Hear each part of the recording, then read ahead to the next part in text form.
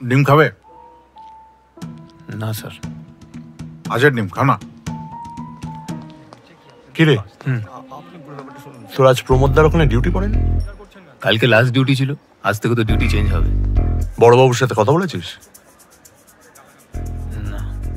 শুনলাম ডিউটিটা এক্সটেন্ড হয়েছে, কথা বলে না একবার?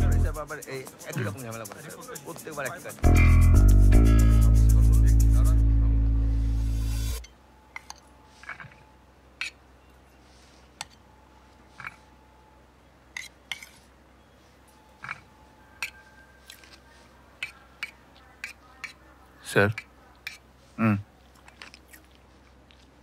বিশ্বজিৎদা বলল প্রমোদ বাবুর বাড়িতে আপনি আমার ডিউটিটা এক্সটেন্ড করেছেন। বাড়ি থেকে খেয়ে এসছো? হ্যাঁ স্যার। স্যার, হুম, আমার ডিউটিটা কি এক্সটেন্ড হয়েছে? আরো হপ্তাখানিক করো না। স্যার, আপনি আমাকে বলেছিলেন এবার একটা ইনভেস্টিগেশনের দায়িত্ব দেবেন। সময় মতন ঠিক বলবো। স্যার, 3 মাস তো ডিউটি করলাম আমি, প্লিজ স্যার।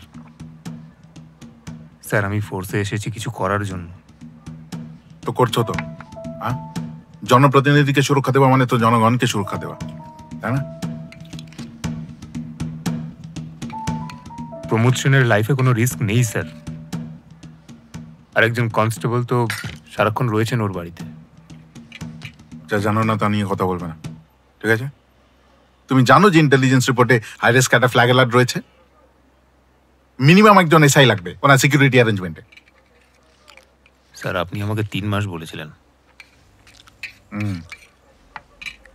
তুমি কাজ শিখবে তো, আমি বলে দেবো। ডিউটির পর বিশ্বজিতের সঙ্গে নাইট পেট্রোলিং এ বেরিয়েও। ততদিন আমি দেখছি তোমার যদি একটা রিপ্লেসমেন্ট পাওয়া যায়।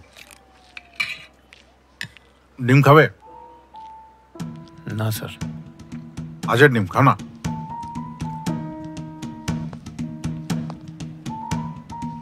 মন দিয়ে কাজটা করো, বুঝলে? অত হুটুপুটি করো না। এসব খুন, ডাকাতি, চুরি এসব ইনভেস্টিগেট করার জন্য সারা জীবন পড়ে আছে। এত বড় একটা লোক, তার সঙ্গে ডিরেক্টলি কাজ করছো, কত বড় ব্যাপার বলো তো? হ্যাঁ, আর কিছু বলবে?